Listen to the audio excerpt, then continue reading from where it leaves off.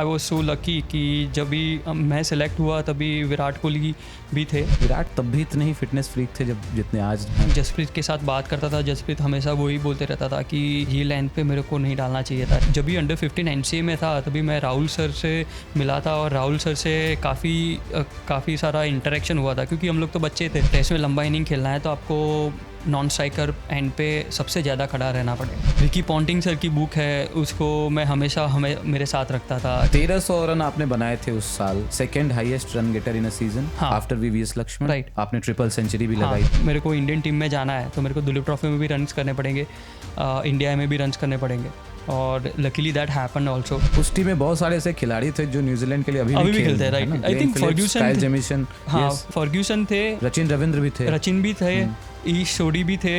मुंबई के खिलाफ एक मैच याद आता है ऐसा ही कुछ, ग्रीन टफ था जहाँ पे आपको रन बनाने थे। टारगेट 200 के आसपास था। एक रात पहले की भी कहानी बताइए। काफी छोटा मैच था और साउथ अफ्रीका टीम मतलब पूरा ही टीम खेल रहा था। रबाडा, एनगिरी, है ना, सारे सब थे। नोकिया था, फैफ डुप्लेसी, फुलेंडर थे, रोहित शर्मा भी खेले थे रोहित शर्मा में। आप नंबर 4 पे आए थे उसमें बैटिंग करने। मैं 4 या 5th आया था। राइट। माही भाई को हम लोग जब भी हमारा गुजरात टीम वर्सेस झारखंड का जब भी मैच हुआ था सेमीफाइनल, मेरा एक क्वेश्चन था, क्योंकि मैं हमेशा वो क्वेश्चन मेरे दिमाग में लेके घूमता था उस टाइम पे। इंडिया का कॉल, मतलब लग तो रहा था कि इंडिया का कॉल आने वाला है। जब भी वो कॉल हुआ तभी it comes down to that day जब भी मैंने क्रिकेट खेलना स्टार्ट किया था कि राइट। बताइए थोड़ा साउथ अफ्रीका टूर के बारे में। विराट भाई कप्तान थे उस समय, है ना? हाँ, विराट भाई। हर एक सेशन, हर एक बॉल, हर एक स्पेल ऐसा था कि वो गेम चेंजिंग हो सकता था। कुछ एक्स्ट्रा करते हैं जैसे भाई प्रिपेयर प्रोसेस जो होता है अगर मैच शुरू होना है? जसप्रीत पहले इन स्विंग डालते थे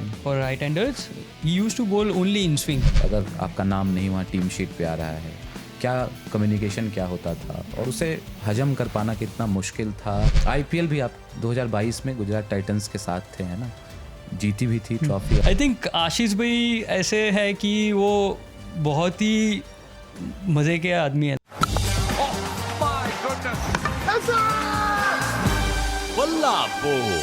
2025 का जो साल है वो क्रिकेट के लिहाज से काफ़ी अहम साल रहा, और ये साल जो है ना, बहुत सारी ऐसी चीज़ें हुई क्रिकेट की दुनिया में जो पहले नहीं हुई थी। मसलन RCB ने पहली ट्रॉफ़ी जीती है, साउथ अफ्रीका इस सदी में पहली ICC ट्रॉफ़ी उनके पास आई। लेकिन क्रिकेट के लिहाज से देखें, खास करके रेड बॉल क्रिकेट के लिहाज से, तो थोड़ा ये साल हमें गरीब करके गया है, क्योंकि कुछ बड़े खिलाड़ी जो हैं उन्होंने रिटायरमेंट ले लिया है टेस्ट क्रिकेट से। विराट कोहली हैं, रोहित शर्मा हैं। इन दोनों खिलाड़ियों के रिटायरमेंट को लेकर के बहुत ज़्यादा बज़ हुआ। मिक्स्ड रिएक्शंस मैं कहूँगा सोशल मीडिया पे देखने को मिले। कुछ कह रहे नहीं सही कॉल था, कुछ कह रहे नहीं अभी रुकना चाहिए था। बट इन सब के बीच एक ऐसे खिलाड़ी ने भी रिटायरमेंट अनाउंस किया जिनको लेकर के एक ही तरह का सेंटिमेंट मैं पूरे सोशल मीडिया पे देख रहा था, क्रिकेट फैंस के बीच देख रहा था। और वो क्रिकेटर आज हमारे साथ हैं, प्रियांक पांचाल। स्वागत है आपका बल्ला बोल में। Thank you so much. Thank you. Ahmedabad से आप आए हैं, फाफड़ा जलेबी की खुशबू लेकर के आए हैं। कैसा लगा दिल्ली? मतलब पहले तो आप आए हुए हैं दिल्ली में, है ना? हाँ, बहुत बार आया हूँ इधर दिल्ली में। डेफिनेटली अच्छा लगता है इधर। सब लोग इतने अच्छे हैं, like they are so welcoming. So या मतलब रिटायरमेंट लेकर के कैसा, मतलब थोड़ा रिलैक्स फील हो रहा है या अभी भी चल रहा है चीज़ें कि नहीं यार सुबह उठना है, ट्रेनिंग पे जाना है? आई थिंक फर्स्ट थॉट तो वही आ जाता है कि मॉर्निंग में उठ के प्रैक्टिस करना है, ये सब चीज़ें। लाइक जो आप खेलते हैं तभी आप जो इंटेंसिटी से मतलब वो जो प्रैक्टिस करना है उसके लिए जो प्रिपरेशन रहता है वो पहले आ ही जाता है। पर अभी now that I have retired, अभी थोड़ा रिलैक्स हूँ कि प्रिपरेशन की इतनी टेंशन नहीं है। और प्रिपरेशन होता है पर अभी डिफरेंट तरीके से होता है, लाइक डिफरेंट इंटेंशन होता है। तो या प्रियांक, जो क्रिकेट को फॉलो करते हैं लोग, आपको पता ही होगा, डोमेस्टिक क्रिकेट के एक जाने माने नाम है। आज से मतलब 2015-16 के आसपास से जितने भी अखबार के पन्ने आप पलटे हैं स्पोर्ट्स पेज पे, प्रियांक छाए हुए रहते थे वहाँ पे। मतलब ताबड़तोड़ इनकी पारियाँ आती रहती थी और ऐसा लग रहा था कि अब आया ये बंदा या तब आया इंडियन टीम में। और आए भी आप। उन सब पे थोड़ी बात करेंगे, आपकी जर्नी पे बात करेंगे। शुरुआत करते हैं थोड़ा रणजी में, जब आपका डेब्यू हुआ था, है ना, 2008 में? 2008 में डेब्यू हुआ था, 8-9 सीजन सौराष्ट्र के खिलाफ। सौराष्ट्र के against. So I think initial years काफ़ी डिफ़िकल्ट थे मेरे लिए, पर उसके बाद जैसे ही मेरे को थोड़ा सीखने को मिला रणजी ट्रॉफ़ी से, बाकी सब सीनियर प्लेयर से, उसके बाद मेरे को पता चला कि कैसे आपको प्रिपरेशन करना है, मतलब ये बड़े मैचेस के लिए, रणजी ट्रॉफ़ी के लिए, क्योंकि एज ग्रुप से आप रणजी ट्रॉफ़ी में आते हो तो वो एक थोड़ा डिफरेंस क्रिएट कर जाता है, क्योंकि आपके लिए एक ट्रांजिशन फेज़ हो जाता है। तो वो बहुत डिफ़िकल्ट था इनिशियल ईयर्स, पर उसके बाद आई थिंक 2013-14 के बाद थोड़ा मैं सेटल डाउन हुआ। उसके पहले 1-2 बार ड्रॉप भी हो गया था, फिर कमबैक किया, कमबैक करके मतलब काफ़ी रन्स किए, उसके बाद कमबैक किया। और उसके बाद जर्नी ऐसा था कि 13-14 में मैंने अच्छे स्कोर किया रणजी ट्रॉफ़ी में, 15-16 में, लाइक 14-15 में भी अच्छा किया, 15-16 में थोड़ा डिसेंट किया। उसके बाद 16-17 ईयर था, वो मेरे लिए गेम चेंजिंग था, क्योंकि ऑब्वियसली मैं जैसा टारगेट कर रहा था कि मेरे को इंडियन टीम में जाना है, क्या मेरे को कुछ आगे क्रिकेट में अच्छा करना है, तो मेरे को एक साल में 1000 रन से ऊपर करना ही पड़ेगा। क्योंकि मैंने खुद स्टडी किया कि पहले क्रिकेटर्स जिन्होंने भी 1000 रन किए, वो मोस्टली उनको चांस मिला है इंडियन टेस्ट टीम के लिए या इंडियन टीम के लिए। तो वही इंटेंशन के साथ मैंने आई think I started preparing for that 1000 runs before 3-4 years. तो हर दिन मैं ऐसे ही मेहनत करता था कि लाइक वो एक स्टीव जॉब सर का एक कोट है कि if you live each day as if it is your last. तो वही था कि वो एक मंत्रा लेके मैं चल पड़ता था। सो या बट प्रियांक, आपने जितनी तेज़ी से हमें वो एक 2015-16 तक ले गए, सफ़र इतना आसान तो नहीं था। हमें बोलने में लगता है कि यार 2011, 12, 13, 14, 4-5 साल की तो बात है। हाँ। बट मैं रणजी से पहले भी थोड़ा जानना चाहूँगा, क्योंकि उसकी भी एक जर्नी होती है ना। राइट। और आपने बताया कि इनिशियल डेज बहुत डिफ़िकल्ट थे। शुरुआत कहाँ से हुई थी? अहमदाबाद में वो फार्मेसी कॉलेज का ग्राउंड कुछ याद आ रहा है आपको? आई थिंक शुरुआत ऐसे हुई थी कि मेरे पापा को चाहिए था कि मैं क्रिकेट खेलूं, क्योंकि वो एक क्रिकेटर थे। वो इतने लेवल तक नहीं खेल पाए और यूनिवर्सिटी लेवल तक खेल पाए, पर उन्होंने मेरे लिए एक जैसे बोलते हैं ना कि एक ब्लूप्रिंट जैसा तैयार किया कि हाँ, रोड मैप, कि ये इधर से इधर जा सकते हैं, इधर से इधर जा सकते हैं। सो वो पहले से ही मेरे घर में क्लियर था कि मैं क्रिकेटर ही बनूंगा। तो उधर से वो जर्नी स्टार्ट हुआ। पापा ने इनिशियल ईयर्स में मेरे को एक कोचिंग कैंप में डाला उधर। सो मेरे इनिशियल ईयर्स में जो कोचिंग कैंप था उधर मैंने 2-3 साल मैंने प्रैक्टिस किया। फिर उसके बाद मैं स्टेट टीम में सेलेक्ट हुआ, स्कूल टूर्नामेंट खेलता था, क्योंकि हमारे गुजरात में ऐसा, मतलब अहमदाबाद में स्पेशली जब भी स्कूल टीम से खेलते हैं और स्कूल टीम में से परफॉर्म करते हैं, तो आपका चांसेस अच्छे हो जाते हैं डिस्ट्रिक्ट लेवल पे जाने के लिए और स्टेट लेवल पे। तो उधर ही वैसा ही था कि स्कूल लेवल पे खेला, उसके बाद मैं स्टेट लेवल पे खेला। सो पापा को चाहिए था कि मैं क्रिकेट खेलूँ और क्रिकेट में अच्छा करूँ। सो और एक चीज़ था कि जब भी मेरे को कोचिंग कैंप में डाला ना, तो इनिशियल ईयर्स में ही मेरे को मेरे कोच ने लाइक मेरे पापा बहुत करीब दोस्त थे। सो मेरे कोच थे किरण ब्रह्मभट्ट सर। तो उन्होंने पहले ही बता दिया था कि पापा को कि ये इंडिया खेलेगा। अभी मेरे को भी नहीं पता था कि इस पे कैसे क्या रिएक्ट, देखा। हाँ, इस पे कैसे रिएक्ट करूँ। पर वो एक चीज़ थी जो मेरे को हमेशा मोटिवेट करती थी, इंस्पायर करती थी कि पापा का एक ड्रीम है, मेरे को वो एक आगे ले जाना है। सो या बट क्या है ना, पापा ने एक सपना देखा और आप उस रास्ते पर चल पड़े और आपने बहुत कुछ अचीव किया उस दौरान। बट इनिशियल डे जिस डिफ़िकल्टी की बात कर रहे थे आप, पापा नहीं रहे आपके साथ, है ना। उसके बाद आपकी माँ, आपकी बहन, वो दोनों एक सॉर्ट ऑफ स्ट्रॉन्ग पिलर्स की तरह उन्होंने आपका साथ निभाया। थोड़ा उस पर आप बात करना चाहिए, कितना डिफ़िकल्ट था उनके लिए, आपके लिए? आई थिंक बहुत डिफ़िकल्ट था, क्योंकि जैसे कि स्पेशली मेरे लिए तो चलो ठीक है, लेकिन ऑब्वियसली फैमिली के लिए, क्योंकि मदर ने काफ़ी कुछ मेहनत किया। सो मेरी मम्मी फैशन डिज़ाइनर थी, तो वो उस पर वर्क करना स्टार्ट किया सो दैट कि हम लोग को थोड़ा अच्छा मैं खेल सकूँ, हम लोग को सपोर्ट कर सके। So my sister has also started working कि सो दैट कि मैं अच्छा खेल पाऊँ। तो वो काफ़ी सारे इमोशंस है उस चीज़ को लेके, पर उनकी मेहनत आज मैं बोल सकता हूँ कि वो हमेशा मेरे को बोलते हैं कि तूने जो भी किया वो अच्छा किया। तो पर उन्होंने काफ़ी सपोर्ट किया वो मतलब मेरे को क्रिकेट में आगे जाने के लिए। फिर इनिशियल ईयर्स में challenges, obviously you go through so many challenges apart from cricket और आपकी पढ़ाई, क्योंकि फाइनेंशियल पार्ट है जो संभालना होता है, मेन थिंग लाइक क्योंकि जो आपका मतलब मेन सोर्स ऑफ इनकम होता है वो ही नहीं रहता है, तो you have to look for something else.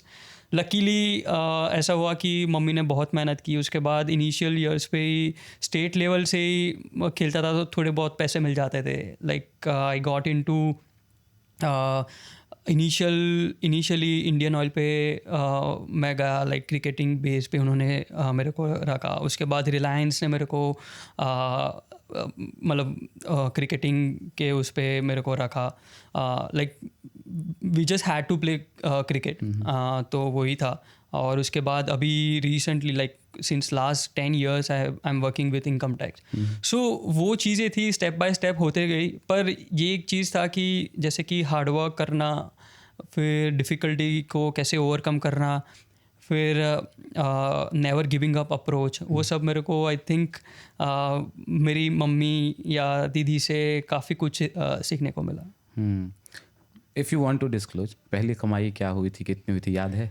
I think it is so difficult to say कि कितना हुआ था। आई थिंक पहली कमाई was from at the age of 13, जब भी स्टेट लेवल पे BCCI जो पे करता है स्टेट लेवल क्रिकेटर्स को। सो मैं तो 13 साल में ही मतलब थोड़ी कमाई तो स्टार्ट हो गई थी। I think thanks to BCCI कि ये सब चीज़ें उन्होंने मतलब उस टाइम से स्टार्ट ही कर दी थी। Like obviously they have been doing it since many years, but as a cricketer और एज अ मतलब मैं ऐसे बैकग्राउंड से आता था जिधर ज़रूरत होती है। सो या एट एज ऑफ 13, मेरे को एग्जैक्ट पता नहीं है कि अमाउंट क्या था, but somewhere around 1000, I am not sure. हाँ, ठीक है, कोई बात नहीं। बट आप एज ग्रुप क्रिकेट की बात कर रहे थे, NCA कैंप्स में भी आपने वहाँ शिरकत की, विराट कोहली भी आपके साथ थे। कुछ उन दिनों को याद करना चाहे। NCA में होता क्या है, मतलब एक आउटसाइडर के पर्सपेक्टिव से मैं जानना समझना चाहता हूँ। मैं क्रिकेट देखता हूँ, क्रिकेट का फ़ैन हूँ, बाकी करोड़ों लोग देखते हैं। NCA का नाम सबको पता है कि NCA है, लोग अभी भी चोटिल होते हैं, इंजर्ड होते हैं, वहाँ पहुँचते हैं। बट NCA की थोड़ी दिनचर्या बताइए, क्या होता है वहाँ पे? सो NCA नेशनल क्रिकेट एकेडमी एक जब भी मैं 13 साल में मैंने स्टेट खेलना स्टार्ट किया, पहले मैच में मैंने सेंचुरी बनाई स्टेट के लिए, और उसके बाद मेरे को NCA में सिलेक्ट किया गया। तो NCA में ऐसा होता है कि जो टॉप परफॉर्मर्स होते हैं पूरे, मतलब अंडर 15 का था तो उसमें टॉप परफॉर्मर्स होता है, तो उसका एक बंच होता है कि 30-35 प्लेयर्स का, तो उनको NCA में सिलेक्ट किया जाता है और उधर वो ग्रुप इकट्ठा होता है, वो ट्रेनिंग करते हैं। तो उनका ट्रेनिंग ऐसा होता है कि हाँ मतलब उसमें फ़िज़िकल ट्रेनिंग, फिर सब आता है, स्किल लेवल सब। And obviously I was so lucky कि जब भी मैं सेलेक्ट हुआ तभी विराट कोहली भी थे, और हम लोग ने काफ़ी कुछ मेमोरीज़ है हमारी कि हम लोग ने एक साथ कैंप तो किया, at the same time we are playing matches together also. तो आई थिंक अभी भी थैंक्स टू, पता नहीं इतने साल बाद भी जब भी हम लोग टेस्ट टीम में थे तभी अभी भी विराट को वो सीन याद है जब भी हम लोग मैच खेल रहे थे। सो मैं उस टाइम पे थोड़ा मोटा था तो उस टाइम पे मैं खेलते खेलते मतलब हम लोग मैच खेल रहे थे, वो बैटिंग कर रहा था और उसने रन्स के लिए मेरे को यस कॉल दिया। समहाउ मैं भागने गया और गिर गया वो सीन अभी भी इसको याद है और अभी भी उस पर मतलब इतना मतलब हंसता है ना कि यार कैसे तुम उठा था, कैसे हो गया अभी। मतलब वो एक ऐसी चीज़, वो ऐसी एक मेमोरी है कि हमेशा याद रहेगी। एंड मेरे को पता नहीं था कि विराट को ये याद भी होगा कि नहीं, पर उन्होंने सामने से मेरे को ये बताया कि हम लोग ने ऐसा ऐसा किया था, यार क्या मज़ा आ रहा था उस टाइम पे। सो NCA इज़ बेसिकली, उसमें आप काफ़ी कुछ चीज़ें सीखते हो, like apart from what you do in state cricket, क्योंकि इधर मतलब आपको जैसे कि पूरे इंडिया में अच्छा करना है तो आपको जानना पड़ेगा कि इंडिया के डिफरेंट प्लेयर्स क्या करते हैं। सो वो हम लोग को जानने मिलता था। उधर फिज़िकल एक्टिविटीज़ जो होती थी लाइक फिटनेस के लिए, वो गेम चेंजिंग थी मेरे लिए स्पेशली, क्योंकि मैं जिधर से आता था उधर फिज़िकल फिटनेस मतलब कि सिर्फ रनिंग करना है, वही था। तो वो उन्होंने हम लोग को सिखाया कि फिज़िकल मतलब फिटनेस मतलब आपको स्ट्रेंथ बिल्ड करना है, कार्डियो कैसे करना है। तो उधर से काफ़ी कुछ चीज़ें सीखने को मिलती है। विराट तब भी इतने ही फिटनेस फ्रीक थे जब जितने आज हैं मतलब? आई थिंक उन्होंने ही बताया है और ऑब्वियसली पब्लिकली सेड के उनका transformation after I think 2 years के बाद हुआ ज़्यादा, क्योंकि उनको लगा कि वो नेक्स्ट लेवल पहुंचना चाहते हैं। तो इट इज़ इम्पॉर्टेंट कि फिटनेस टॉप लेवल पे रहे। और अभी हम लोग देख सकते हैं कि वो 36 पे, like I don't know the exact, 36 और 38 इज स्टिल फिट। लाइक वो आप इंडिया का कोई भी यंगस्टर ले लो, उससे इजीली कम्पीट कर सकते हैं। बिल्कुल, no doubt। तो वो थॉट प्रोसेस था और वो थॉट प्रोसेस से काफ़ी लोग इंस्पायर हुए हैं। Like even I also got inspired कि ये लेवल तक पहुंचना है and it is a journey कि आप पहुंचो तो आपके लेटर इयर्स होते हैं क्रिकेट के, या फिर आपको टॉप लेवल तक परफॉर्म करना है और लंबे टाइम तक करना है, तो वो एक अनलॉक हो जाता है विथ फिटनेस। आपके उस पे आते हैं, गुजरात टीम में आप आ गए थे, वहाँ पे पीपी भाई पार्थिव पटेल उस समय वहाँ लेजेंड थे एक तरीके से, है ना, और उनकी छत्र छाया में आप धीरे धीरे वहाँ गए।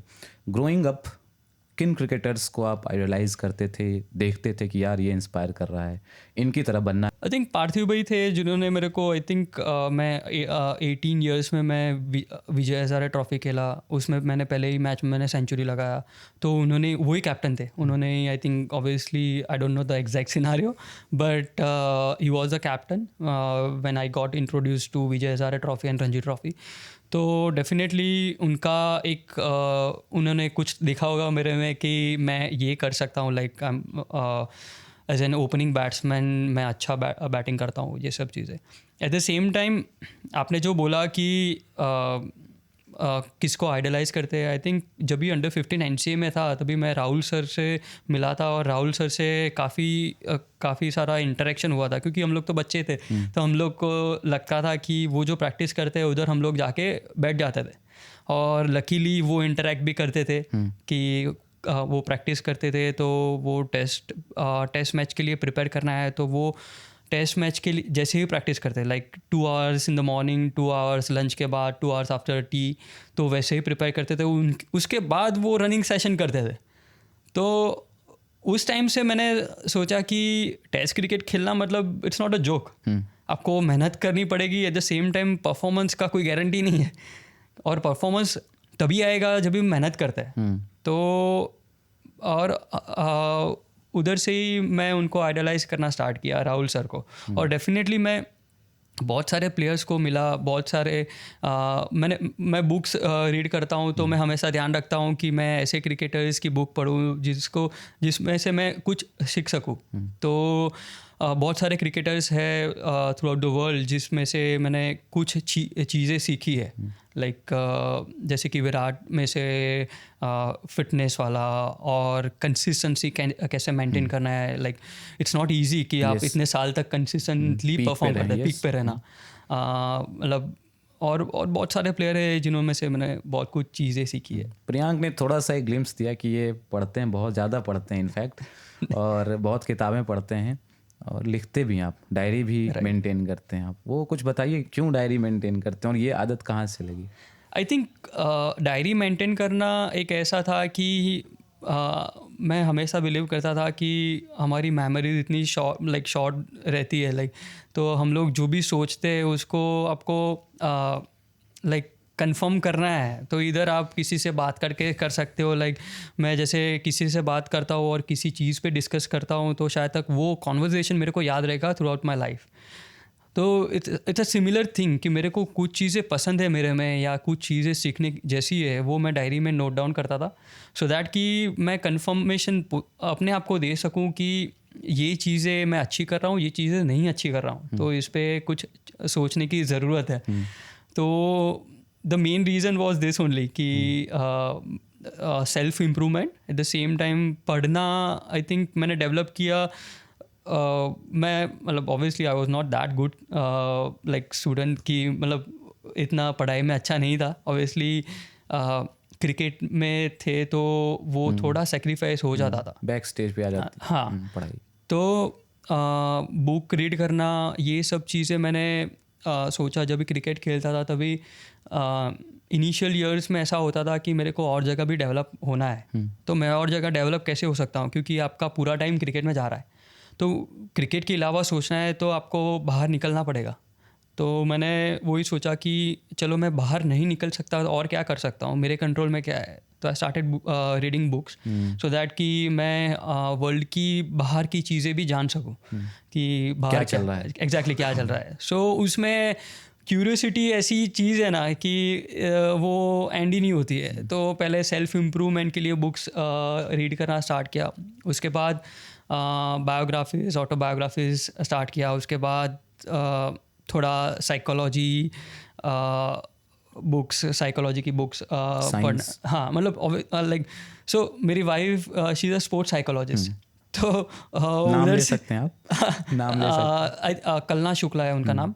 सो कलना ने मतलब वो साइकोलॉजी पार्ट मेरे को काफ़ी कुछ चीज़ें सिखाई, तो वो रीड करना स्टार्ट किया। उसके बाद मैं एआई और मशीन लर्निंग के लिए पढ़ते रहता था। इवन इफ मैं क्रिकेट खेलता हूँ, मेरे को कुछ मतलब लगता नहीं है कि मेरे को काम आएगा, पर I used to read all those things and still I read. नहीं, किताबें तो ज्ञान का खजाना है ही, और मैं चाहूँगा कुछ आप नाम ले सकें अगर किताबों को, कि मान लीजिए कोई एस्पायरिंग एथलीट है, उसको ये किताब पढ़नी ही चाहिए, उसको पढ़ने से उसके जीवन में कोई इम्प्रूवमेंट रिमार्केबल हो सकता है। कोई एक दो किताब अगर आप।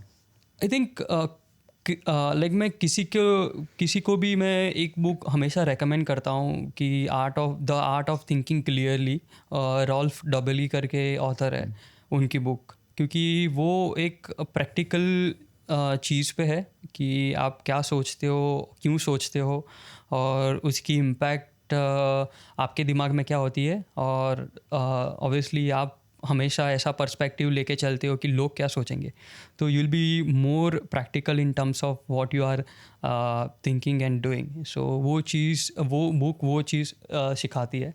सो that is one book. And obviously batting के लिए मैंने बैटिंग इम्प्रूवमेंट के लिए बहुत सारे क्रिकेटर्स से बात किया। एट द सेम टाइम मैंने बहुत सारी बुक्स रीड किए, जैसे कि सुनील गावस्कर सर की थी। तो उनका एक सॉलिड पॉइंट था कि आपको मतलब आपको लंबा इनिंग खेलना है टेस्ट में। अभी तो definitely scenario is change, but test में लंबा इनिंग खेलना है तो आपको नॉन स्ट्राइकर एंड पे सबसे ज़्यादा खड़ा रहना पड़ेगा। तो नॉन स्ट्राइकर एंड पे आप कैसे खड़े रह सकोगे? एक तो आपको सिंगल लेना सीखना पड़ेगा। अगर बाउंड्री लगाए उसके बाद सिंगल लेके आपको सामने रहना है, स्ट्राइक रोटेट करना है। तो मैक्सिमम टाइम आप उधर स्पेंड करोगे, you will be able to जज मोर अबाउट द कंडीशन कि सिचुएशन क्या है, कंडीशन क्या है। तो वो चीज़ उनमें से मतलब वो बुक से मेरे को सीखने को मिली। फिर जस्टिन लैंगर की एक बुक है जिसमें माइंडसेट के लिए बहुत अच्छी बातें की है उन्होंने।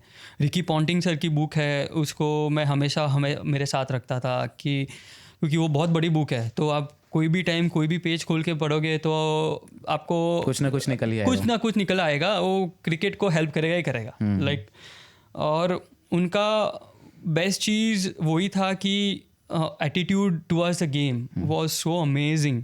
और वो ऐसे ही नहीं आता, it comes with lot of hard work, comes with lot of courage to do what others are not doing.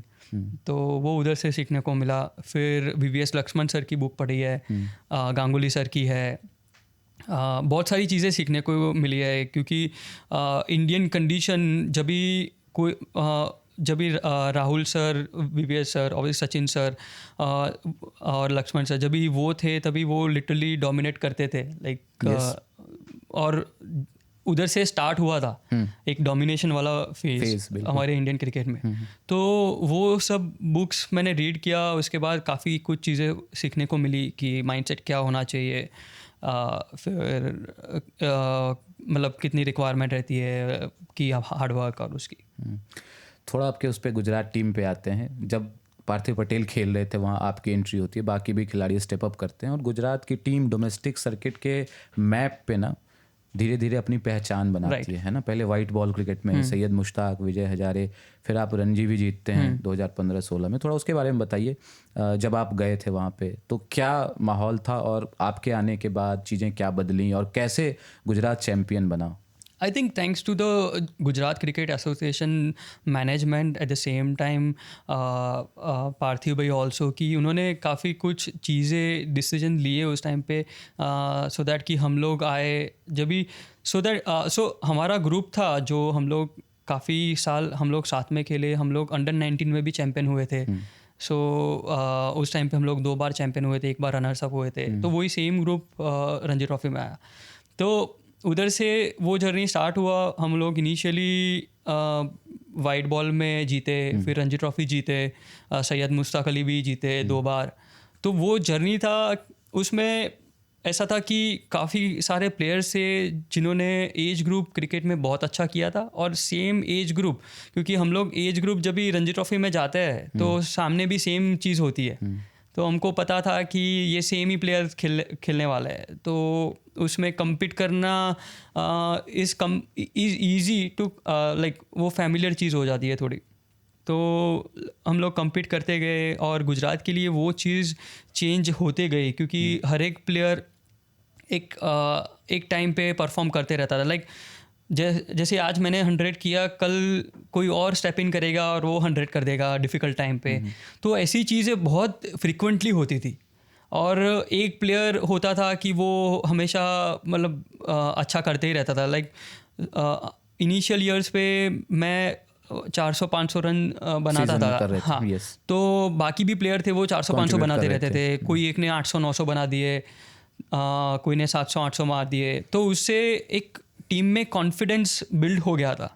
तो वो कॉन्फिडेंस उधर से बिल्ड हुआ और उसके बाद हम लोग जब भी चैम्पियन हुए तो उसमें बहुत वर्क किया, क्योंकि वो कॉन्फिडेंस ऐसी चीज़ है कि आपको अभी राइट टाइम पे स्टेप इन होना है। क्योंकि हर एक जन ने 20-25-30 मैचेस खेल लिया था जब भी हम लोग चैम्पियन हुए रणजी ट्रॉफी में। तो वो कॉन्फिडेंस उधर से बिल्ड हुआ और हम लोग ने रणजी ट्रॉफी चैम्पियन हुए। तभी यही था कि हर एक प्लेयर को रोल प्ले करना था। सब जानते थे कि हमारा गेम क्या है, स्ट्रेंथ क्या है, क्योंकि रणजी ट्रॉफी में आप थोड़ा टाइम स्पेंड करते हो, उसके बाद पता चलता है। इसीलिए बोलते हैं कि Ranji trophy is the toughest, like उसमें बहुत टफनेस फेस करनी पड़ती है, क्योंकि आप different bowlers, different scenarios, different conditions face करते हो, क्योंकि 8 मैच या 7 मैच का पूरा वो होता है सीज़न। तो उसमें हर एक दिन, जैसे कि अभी होम अवे है, पहले न्यूट्रल वेन्यू था हम लोग जब भी चैम्पियन हुए तभी, तो हर एक दिन एक नए सरफेस पे खेलने वाले हो, तो लाइक हर एक मैच में। तो उधर से हम लोग चैम्पियन हुए एंड उसके बाद हम लोग सैयद मुश्ताक अली भी चैम्पियन हुए दूसरी बार।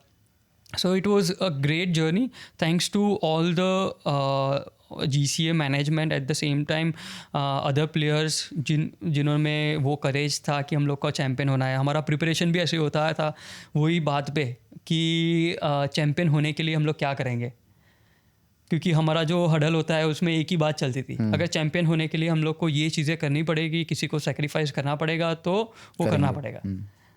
1300 रन आपने बनाए थे उस साल, है ना? उस वक्त अगर मैं कहूँ तो रिकॉर्ड था अपने आप में, second highest run getter in a season after VVS Laxman, है ना? बड़ा रिकॉर्ड अपने आप में था। वहाँ से आपको एक नेशनल रिकॉग्निशन मिला, आपने ट्रिपल सेंचुरी भी लगाई पंजाब के अगेंस्ट, है ना? दिलीप ट्रॉफी में भी आप खेले, है ना? इंडिया ए टीम में भी बाद में आए, इंडिया ए टीम की कप्तानी भी करी आपने, मतलब तमाम चीज़ें वहाँ से आगे की ओर बढ़नी शुरू हुई। जैसा आपने कहा कि आपने एक टारगेट बनाया था 1000 रन तो करने ही करने हैं, वहाँ से आगे आपने ब्रेक किया। तो वहाँ से जो एक प्रोग्रेशन होता है, दिलीप ट्रॉफी में आते हो थोड़ा और फियर्स वहाँ कॉम्पिटिशन हो जाता है ना, क्योंकि अब जोन वाइज वहाँ, है ना? फिर इंडिया रेड, इंडिया ब्लू भी तब तक आ गया था।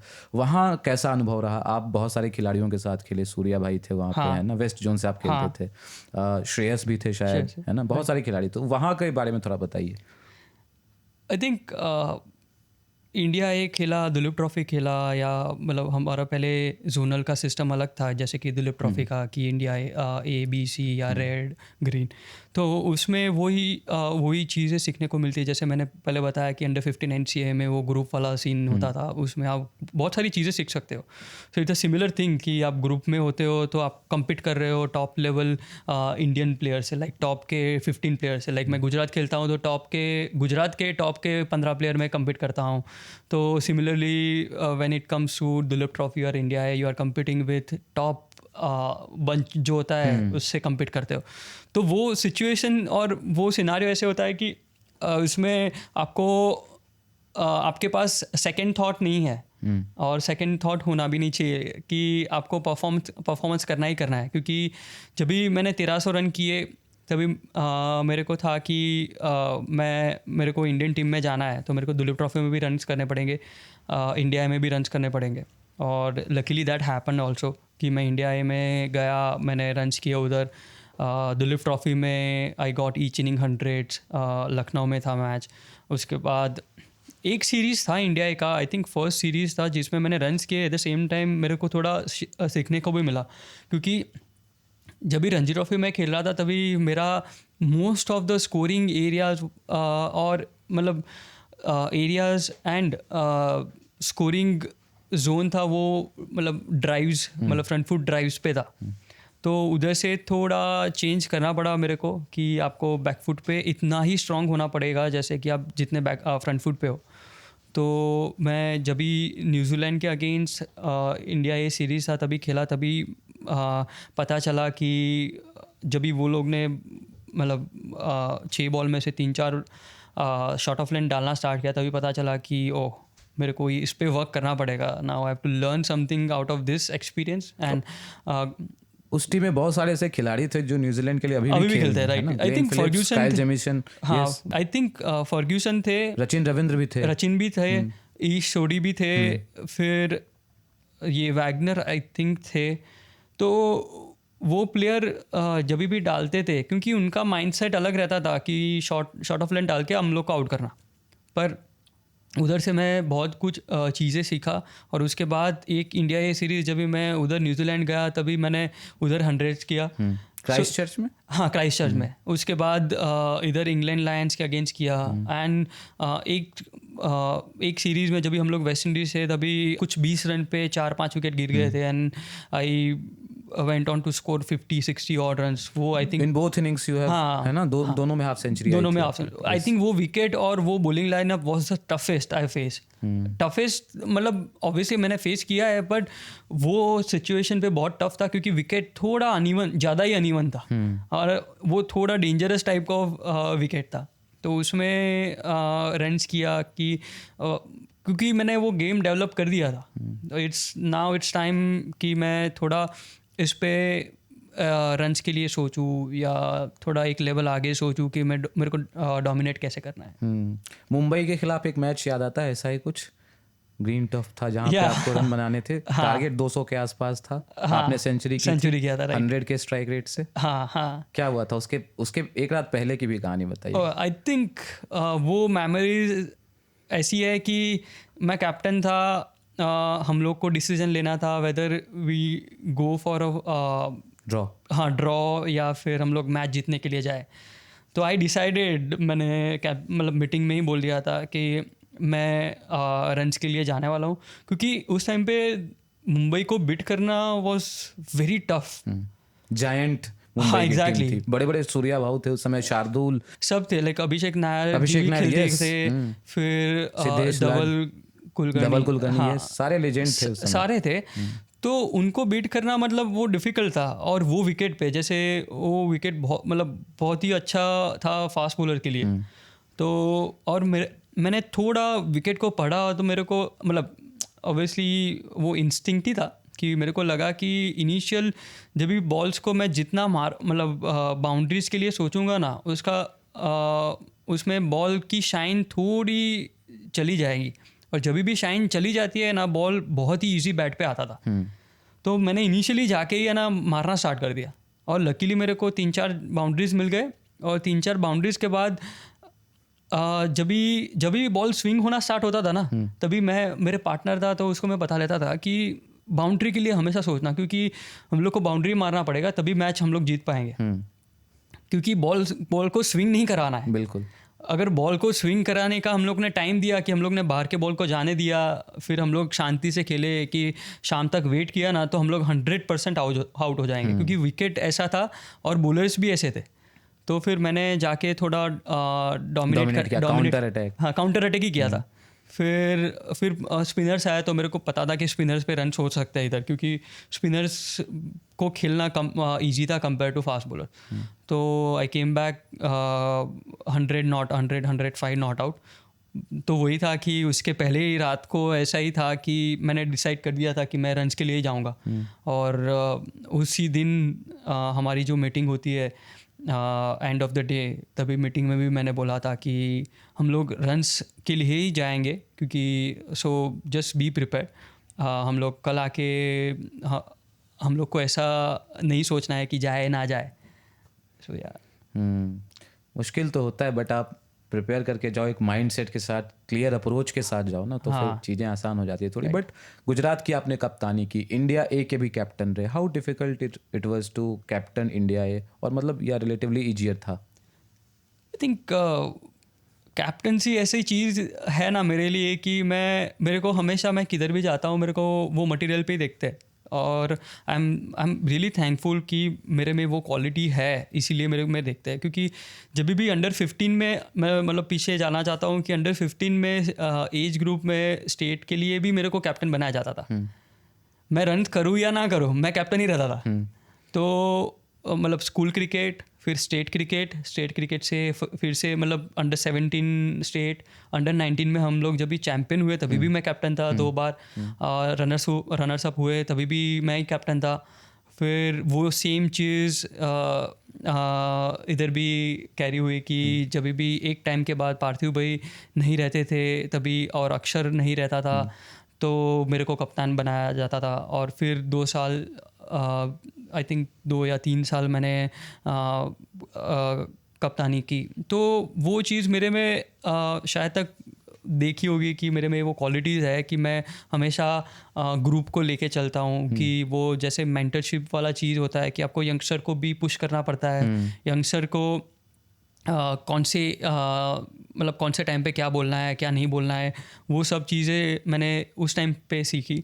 और वो सेम चीज़ जब भी इंडिया में कैप्टन बना तभी वो काम भी लगी। और obviously I am really thankful to selectors also कि उन्होंने मेरे पे एक विश्वास रखा कि मैं कैप्टन बन सकता हूँ, और इंडिया ए में कैप्टन बन के मतलब अच्छा कर सकता हूँ, एट द सेम टाइम एक रिस्पॉन्सिबिलिटी ले सकता हूँ। क्योंकि इंडिया इज़ नॉट दैट कि मतलब वो ऐसी चीज़ नहीं है कि उधर आप किसी को भी टेकन फॉर ग्रांटेड नहीं ले सकते। बिल्कुल, क्योंकि वो it is next to Indian team वाला टीम। और बहुत सारे प्लेयर्स अभी हम देखें इंडिया में जो खेल रहे हैं वो मेन टीम का, मेन स्क्वाड का हिस्सा है। वही तो वैसा ही मैं देख रहा था, साउथ अफ्रीका के खिलाफ खेले, बोर्ड्स प्रेसिडेंट की टीम से, है ना, राइट 19 आई थिंक 2019 है ना, में रोहित शर्मा भी खेले थे उस मैच में। आप नंबर 4 पे आए थे उसमें बैटिंग करने में। हाँ, 4 या 5th आया था, राइट। मयंक अग्रवाल भी थे उस टीम में। उसके बारे में कुछ बताइए, कैसा एक्सपीरियंस रहा उस? आई थिंक उसमें तो मैच ही वॉश आउट हो गया था, पर आई थिंक 3 डे मैच था, पर वो वॉश आउट हो गया था और हम लोग को शायद तक 1 दिन खेलने को मिला था, आई थिंक तकरीबन 1 दिन। तो उसमें मैंने आई थिंक 60 रन्स किया था हम लोग का। आई थिंक 2-3 विकेट जल्दी गिर गया था, और मेरा और हमारे विकेट कीपर KS भरत का पार्टनरशिप हुआ।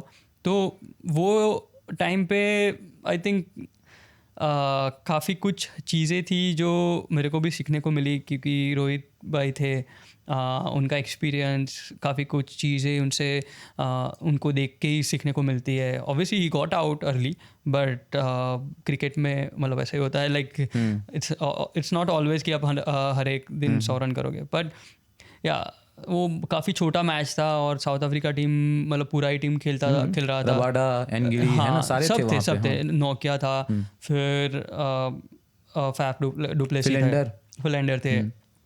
तो वो खेल के काफ़ी कुछ चीज़ें सीखने को मिली, क्योंकि वो इंटरनेशनल टीम था और मेरे को रन्स करने थे। मेरे को obviously I wanted to score 100, but वो एक बॉल पे, फिलेंडर की बॉल पे, I think I was expecting in swinger, वो बॉल आउट स्विंग हो गया। उन्होंने लाइक उनका एक था कि वो लास्ट मोमेंट पे चेंज कर देते थे। लाइक वो जब भी ऐसे करते थे ना, तभी ये वाला शाइन है ना उस साइड हो जाता था, लाइक वो फ्लिप कर देते थे। तो उसमें स्लिप में फाफ डू प्लेसी ने बहुत अच्छा कैच पकड़ा, एक हाथ से बहुत दूर था। सो उधर मैं आई थिंक 60 ऑड पे आउट, एग्जैक्टली 60। हाँ 60 ऑड पे आउट हो गया था। माही भाई की कोई सलाह आपके जर्नी में काम आई? आई थिंक माही भाई को हम लोग जब भी हमारा गुजरात टीम वर्सेस झारखंड का जब भी मैच हुआ था सेमीफाइनल 2016-17 में, जब भी गुजरात चैम्पियन हुई उस टाइम, तो हम लोग ने काफ़ी कुछ इंटरेक्ट किया था, क्योंकि उस टाइम वो खेले नहीं थे लेकिन वो देखने आए थे। उन्होंने पूरा मैच देखा था, सेमीफाइनल नागपुर में था। तो उनसे काफ़ी कुछ बातें की। उन्होंने मेरा एक क्वेश्चन था, क्योंकि मैं हमेशा वो क्वेश्चन मेरे दिमाग में लेके घूमता था उस टाइम पे, कि मेरे को पूछना है, लाइक टॉप क्रिकेटर्स है उनको ये पूछना है कि क्रिकेट कितना माइंड गेम है और टेक्निक का गेम है, लाइक मतलब उसका परसेंटेज क्या होना चाहिए। तो उनका एक बहुत बढ़िया आंसर था कि it's mostly a mind game. 70% is the mind game and 30% obviously what you do is matter. That thing matters most. तो स्किल पार्ट है, उस पर आप इवन इफ इतने भी अच्छे नहीं हो, पर विथ माइंडसेट आप बहुत कुछ चीज़ें कर सकते हो। तो वही था, वो अभी भी मेरे को याद है वो कॉन्वर्सेशन। इंडिया का कॉल, मतलब लग तो रहा था कि इंडिया का कॉल आने वाला है, क्योंकि बज़ था उस समय आपका पूरा, आपका और जैसे अभी अभिमन्यु ईश्वरन का भी चल रहा है, आप दोनों साथ में खेले भी हैं बहुत सारा, तो लग रहा था कि यार इंडिया कॉल आने वाला है, कभी भी आ सकता है सॉर्ट ऑफ। इंग्लैंड जब भी इंडिया आई तभी उसमें हम लोग आई थिंक 4-5 जन थे जो स्क्वाड के साथ ही घूमते थे, लाइक क्योंकि कोविड टाइम था। तो उसमें हाँ, तो उस टाइम से स्टार्ट हुआ। आई थिंक इंग्लैंड की सीरीज़ के अगेंस्ट हम लोग साथ में स्क्वाड के साथ घूमते थे। उसके बाद ऑब्वियसली साउथ अफ्रीका सीरीज़ में जब भी चांस मिला, so I think it's a great memory, क्योंकि जब भी वो कॉल हुआ तभी मेरे I think it comes down to that day जब भी मैंने क्रिकेट खेलना स्टार्ट किया था, कि इसके लिए ही मैं खेलता था और अभी मेरे को जाने को मिल रहा है। सो इट्स अ लाइक वो मोमेंट है, वो अभी भी मेरे को याद है, क्योंकि मैं मम्मी के साथ था, उनको हक किया कि ये कॉल आया है। तो वो एक मेमोरी है जो आवाज़ किसकी आई थी कॉल पे, किसकी आवाज़ थी वो बताइए थोड़ा। आवाज़ आई थिंक सिलेक्टर ने ही कॉल किया था, और उन्होंने ही मतलब एक साथ मिल के उन्होंने कॉल किया था, उन्होंने ही बताया था। So obviously that conversation I can't say, but obviously really thankful to all the selectors जिन्होंने मेरे में वो कुछ चीज़ें देखी कि मेरे को वो टीम में लिया। और या I was there in South Africa. 2021 last था वो, न्यू ईयर की पार्टी भी हुई थी 2022 में सेंचुरियन टेस्ट के बाद। आई थिंक सेंचुरियन जहाँ पे केएल राहुल का शतक आया था वो, है ना, राइट, फर्स्ट इनिंग, राइट है ना, राइट। बताइए थोड़ा साउथ अफ्रीका टूर के बारे में। विराट भाई कप्तान थे उस समय, है ना? हाँ, विराट भाई थे। सो आई थिंक वो सीरीज़ काफ़ी चैलेंजिंग था, specially when it comes to playing और when it comes to competing against South Africa, क्योंकि हर एक सेशन, हर एक बॉल, हर एक स्पेल ऐसा था कि वो गेम चेंजिंग हो सकता था। क्योंकि जब भी हम लोग बात करते थे ड्रेसिंग रूम में, या फिर मैं किसी के साथ भी बात करता था, यही था कि हाँ एक विकेट जाना चाहिए, लाइक व्हेन हम लोग फील्डिंग कर रहे थे तभी एक विकेट जाना चाहिए और इसमें गेम चेंज हो सकता है। क्योंकि वो विकेट्स ऐसे थे कि आप एक बार मतलब एक साथ 2-3 विकेट भी गिर सकते हैं, और नहीं गिरा तो बैट्समैन खेल भी सकता है, क्योंकि एक ही बैट्समैन पूरा गेम चेंज कर देता था। जैसे हमारे में केएल राहुल ने 100 किया, उन्होंने में से कंसिस्टेंटली बहुमा आई थिंक उन्होंने कुछ 4 या 5 50 किए थे। आई थिंक पैटरसन था, उन्होंने भी कुछ रन्स किए थे, और लास्ट में एल्गर उन्होंने काफ़ी अच्छा बैटिंग किया था।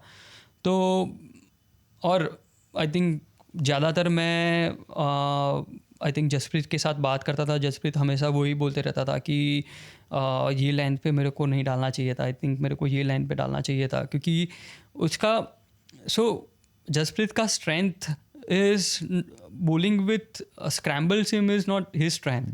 वो बता रहा था कि मेरा स्ट्रेंथ वो नहीं है, मेरा स्ट्रेंथ वही है कि सिम करके, क्योंकि मेरी स्टाइल ही ऐसी है वो बहुत यूनिक है, तो मेरे को यूनिक चीज़ें बॉल के साथ करने की ज़रूरत ही नहीं पड़ती, क्योंकि वो स्विंग और सीम वो अपने आप ही होता है। और स्विंग ऑब्वियसली उस पे है, वो उस जसप्रीत ने वो डेवलप किया है। तो सीम तो obviously depends upon the wicket, पर अपने राइट एरिया पे हिट करना है। तो वो चीज़ें थी वो मेमोरीज की, वो लेवल पे एक बॉल और एक स्पेल इतना इम्पॉर्टेंट हो जाता है, वो सीरीज चेंजिंग मोमेंट हो जाता है। और ऑब्वियसली पार्टी और वो सब ऑब्वियसली आपने बात बताना चाहेंगे सबसे ज़्यादा मस्तीखोर क्रिकेटर कौन है, कौन था उस दौरे पर? आप आई थिंक मस्तीखोर तो हर एक लोग ने मज़े किए। I think obviously when you play so hard, when you compete so hard, you also want to enjoy. Yes. तो वो चीज़ था कि हर एक लोग और टीम में हर एक लोग ऐसे है कि they are so welcoming. Even I was introduce for the first time, I was so welcoming, like they were so welcoming कि मेरे को ऐसा फील नहीं हुआ कि मैं फर्स्ट टाइम आया हूँ। So all of them were there, like कोई एक पर्टिकुलर आदमी प्लेयर नहीं था जो मस्ती कर रहा था, लाइक सारे लोग मस्ती कर रहे थे। कोई एक इंसिडेंट आपको याद आता है जिसको आप रिविजिट करना चाहेंगे? आई थिंक हम लोग ने काफ़ी कुछ चीज़ें इंसिडेंट में वही है कि पार्टी था तो ऑब्वियसली खाना था, और like I am someone who likes having food, like अलग अलग टाइप का। तो हम लोग उस पर काफ़ी कुछ चीज़ें एक्सपेरिमेंट कर रहे थे कि ये खाओ वो सब चीज़ें। And when it comes to किसी के साथ बातें करना और वो सब, I think I mostly I was talking to everyone, क्योंकि मैं हर एक के साथ, ऑलमोस्ट हर एक के साथ इंडिया में खेला था। सिराज है, श्रेयस है, फिर जसप्रीत, तो ऑब्वियसली हम लोग स्टेट क्रिकेट काफ़ी कुछ खेले हैं। पूजी भाई है, उनसे शामी भाई, पंत, क्योंकि पंत जब भी हम लोग इंडिया ए सीरीज मेरा फर्स्ट था, पंत का भी पहला था। आई थिंक हम लोग बांग्लादेश के अगेंस्ट एक टूर गेम खेले थे जब भी हैदराबाद में। Okay. उसमें मैंने, श्रेयस ने, विजय शंकर ने 100 किया था, पंत उसमें भी था। पंत ने कितने रन किए थे मेरे को नहीं पता है, but yeah I think Pant भी थे, ऋषभ, वो आई थिंक वो हमेशा उसी तरीके से हैप्पी गो लकी मस्त मौला। 100% आई थिंक वो पहले से ही ऐसे है ऋषभ की, वो हमेशा मस्ती करते रहते हैं, बट उनका वही रहता है कि वो हमेशा आपके लिमिटेशन के हिसाब से ही वो मस्ती करते हैं। तो मैं ऐसा हूँ कि मैं इतना मस्ती नहीं करता, पर वो करते रहते थे। पर I used to enjoy with everyone. सबसे ज़्यादा बॉन्डिंग किसके साथ बन पाई उस टूर पे? एक होता है ना, आप किसी न किसी एक खिलाड़ी के साथ अटैच हो जाते हो, उनके साथ ज़्यादा वक्त बिताते हो, अपने इनपुट्स शेयर करते हो, तो कौन से एक खिलाड़ी थे जिनकी एक या दो आप नाम लेना चाहें? आई थिंक पर्टिकुलर ऐसा कोई खिलाड़ी नहीं है, क्योंकि मेरा इंटरेक्शन हर एक के साथ था और हर एक के साथ वो मेमोरीज है। जैसे मैंने बोला ना कि विराट को अभी भी पता है अंडर 15 की मेमोरीज, वो अभी भी बताते हैं। तो हर एक के साथ वो कॉन्वर्जेसन होता है कि गेम के रिलेटेड होता है, लाइफ के रिलेटेड होता है, क्योंकि we as a cricketer we are also someone की हमारा एक क्रिकेटिंग लाइफ तो जर्नी तो है, एट द सेम टाइम एक पर्सनल जर्नी भी रहता है।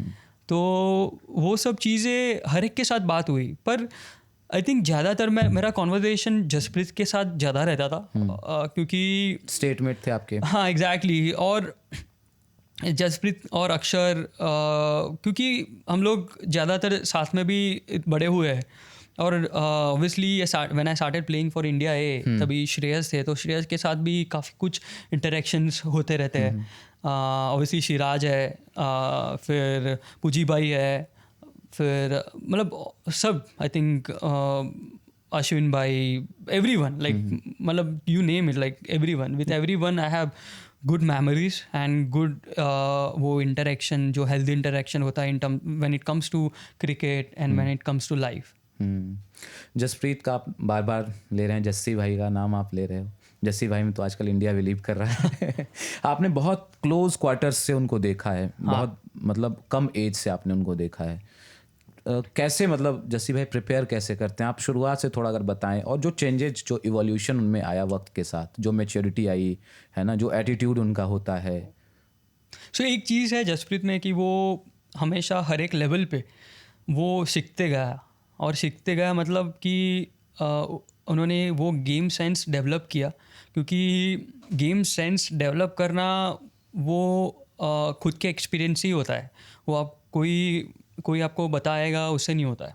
तो जैसे कि जस्ट गिव एन एग्जांपल कि जैसे जसप्रीत पहले इन स्विंग डालते थे और right handers, he used to bowl only in swing, और उनको यॉर्कर्स और बाउंसर डालना बहुत पसंद था. उसके बाद जब भी वो इंडिया लेवल गए, फिर उसके पहले आई थिंक जोन वगैरह खेले या फिर आईपीएल में सिलेक्ट हुए, तभी उन्होंने मतलब जसप्रीत ने आउट स्विंग डेवलप किया. फिर उसका रिजल्ट हम लोग को देखने को मिला जब भी वेस्ट इंडीज़ दौरे पे जसप्रीत ने आई थिंक 5 विकेट लिया था फर्स्ट मैच में, जिसमें वो लेफ्ट हैंडर को सॉलिड लाइक अंदर डाल रहा है. बिल्कुल. तो वो डेवलप किया उसने. उसके बाद मतलब जैसे आईपीएल ख़त्म होता है उसके बाद तुरंत अभी इंग्लैंड दौरा है, तो आईपीएल में बॉल डालने की मतलब वाइट बॉल की लेंथ अलग होती है.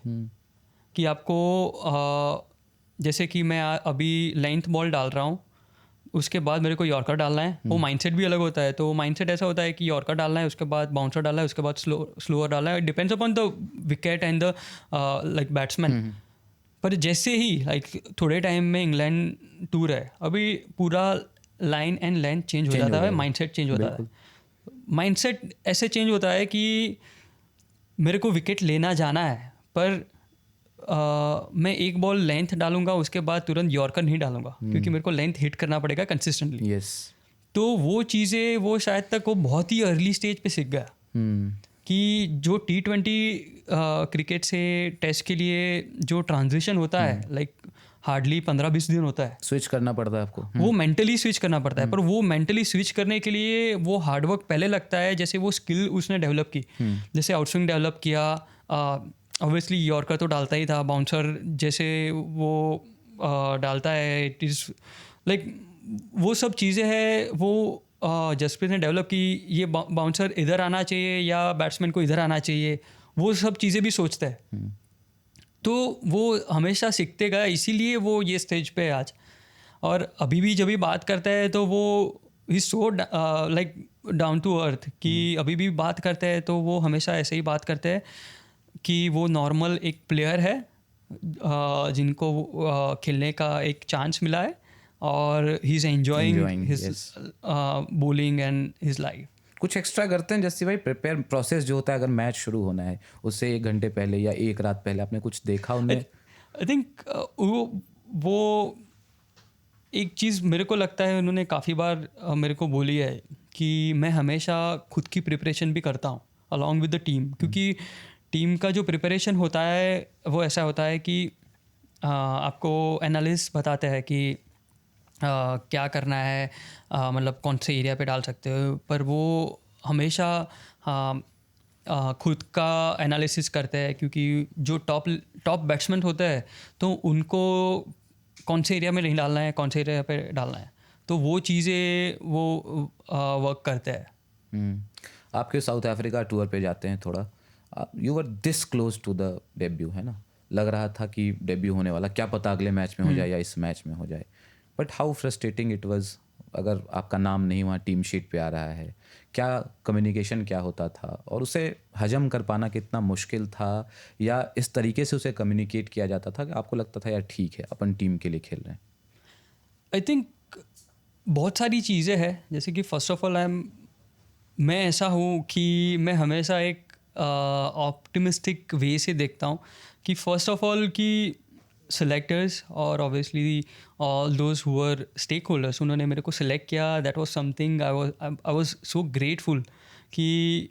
और फ्रस्ट्रेशन ऐसी चीज़ है कि आप एक्सपेक्ट करते हो और नहीं होता है, पर आप जो सोचते हो वो हमेशा होने वाला नहीं है, क्योंकि सिलेक्टेड की जॉब भी ऐसी है कि उनको भी बेस्ट वे पे टीम बनाना है, सो दैट कि टीम अच्छा कर सके। तो वो मैं एंगल से देखता हूँ कि ऑप्टिमिस्टिक वे से कि उन्होंने जो भी निर्णय लिए उस टाइम पे, जो भी डिसीजन लिया, it was like they were right. जो भी था ऑब्वियसली मेरे को चाहिए था कि मैं खेलूँ, पर ऐसा नहीं होता है कि आप सोचते हो वो होना ही चाहिए। अगर वो सोचता हूँ तो मैं फ्रस्ट्रेट होता हूँ। और obviously like life is so short कि भाई हम लोग मैं ये लेके अपने मेरे 2-3 साल या 4-5 साल या फिर मेरी लाइफ ऐसे स्पॉइल नहीं कर सकता कि फ्रस्ट्रेशन, ये नहीं हुआ वो नहीं हुआ, इट्स लाइक दैट। तो मैं ग्रेटफुल हूँ फर्स्ट ऑफ ऑल कि I was there in the team. Obviously खेलना नहीं खेलना वो सेकेंडरी हो गया मेरे लिए, क्योंकि जब भी मैं उधर था I used to work very hard, fitness पे ध्यान देना। फिर जब भी चांस मिले तभी मैं ऐसा ही सोचता था कि I should be 100% prepared. Even in the morning I should be prepared कि कोई लास्ट मोमेंट पे इंजरी हो गया तो आई शुड बी प्रिपेयर। तो वो चीज़ पे हम लोग, मेरे कंट्रोल पे वही था, अपने हाथ में जो है वो अपने को करना है। एग्जैक्टली मेरे कंट्रोल में वही था कि मैं प्रिपेयर कैसे करूँ, मैं गेम सेंस कितना जल्दी डेवलप करूँ कि ये विकेट पे मेरे को चांस मिले तो मैं क्या कर सकता हूँ। क्योंकि आपको सडनली एक कॉल आ जाता है और आप रेडी नहीं होते ना, तो एक्सपोज हो जाते हो। Yes. और वो लेवल पे एक्सपोज होना मतलब it's a last game for you, never looking back. 100%। क्योंकि वो लेवल पे वही है कि आप इतने साल मेहनत करते हो वो लेवल पे जाने के लिए, और वो लेवल पे सस्टेन करना वो डिफ़िकल्ट है, इतना इजी नहीं है। और हम लोग ने विराट के लिए बात किया, उन्होंने सस्टेन किया है और वो डोमिनेट किया है। वो एक ऐसी चीज़ है कि मैं हमेशा वो मेरे में लाने की ट्राई करता था। नहीं, मैं प्रोफेशनल क्रिकेटर नहीं हूँ, मैं फ़न के लिए खेलता हूँ। बट क्या होता है, हम लोग कॉर्पोरेट क्रिकेट खेलते हैं थोड़ा बहुत, तो हमारा जो कैप्टन होता है या हम जिस टीम में होते हैं, कई बार होता है कि यार वो बैटिंग के लिए चला जाएगा, तू रुक जा, ऐसा होता है। अंदर से लगता है यार मुझे क्यों नहीं भेजा, है ना। हम देखते हैं यार वो तो जाकर के आउट हो गया, मैं होता तो मैं ऐसा करता। तो ऐसी थिंकिंग क्या आप लोगों की उस अंदर भी आती है, या आप लोगों को लगता है नहीं आप यू आर ट्रेंड, मतलब अब हो गया कि नहीं ठीक है। आई थिंक आपने लास्ट में बोला कि we are train that way, कि लास्ट मोमेंट पे चीज़ें चेंज होती है।